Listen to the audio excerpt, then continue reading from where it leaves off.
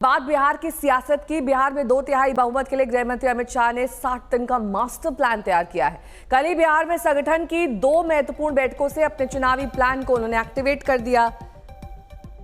BJP के अंदरूनी सूत्रों के मुताबिक अमित शाह ने जेडीयू के नेताओं को यह मैसेज दे दिया कि इस बार विधानसभा चुनाव में घटक दलों के नेताओं का अलग अलग प्रचार अभियान नहीं होगा। जेडीयू सूत्रों के मुताबिक शाह ने एनडीए का साझा चुनाव प्रचार अभियान प्लान बनाने का निर्देश दे दिया है। साथ ही यह भी कह दिया है कि अभी सभी 243 विधानसभा सीटों के लिए एनडीए के किन नेताओं को चुनाव प्रचार के लिए उतारने की जरूरत है, उसका होमवर्क शुरू कर दिया जाए।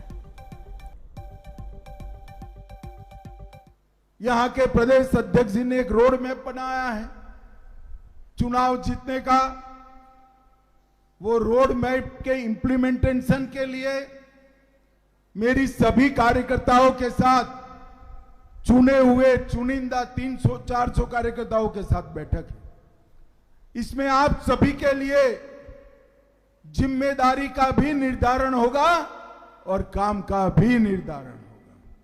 और भाइयों बहनों, इस बार बिहार में एनडीए का विजय इतना प्रचंड हो कि राहुल बाबा कभी भी और कोई राज्य में घुसपैठिया बचाओ रैली निकाल न पाए, घुसपैठिया बचाओ रैली निकाल न पाए। ये झूठ फैलाते हैं कि सीए आएगा सबका वोट कट जाएगा, किसी का वोट नहीं कटा। ये झूठ फैलाते हैं कि मोदी जी आएंगे तो मतदाता सूची से नाम काट देंगे। नाम जरूर कटने वाला है, मेरी बात याद रखो।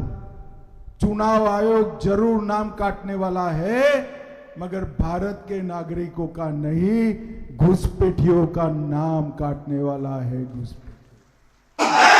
घुसपैठियों को राशन मिलना चाहिए, उनको आयुष्मान भारत कार्ड मिलना चाहिए, उनको धान मिलना चाहिए, उनको वोट देने का अधिकार है क्या? तो घुसपैठिए बिहार का भला नहीं कर सकते। ये आएंगे तो घुसपैठिए बढ़ाएंगे, एनडीए आएगा तो बिहार को बढ़ाएगा। रोहित सिंह मेरे सहयोगी जुड़ गए हैं तमाम जानकारी के साथ। रोहित, ये जो प्लान 60 है उसके तहत घटक दल अलग अलग प्रचार नहीं करेंगे, इसके पीछे क्या स्ट्रैटेजी है ताकि एकजुट होकर प्रचार हो, जो एनर्जीज हैं वो डाइवर्ट ना हो, अलग अलग जगह जाकर लोग अलग अलग तरीके से बयान ना दे दें, भाषण ना दे दें, क्या स्ट्रैटेजी?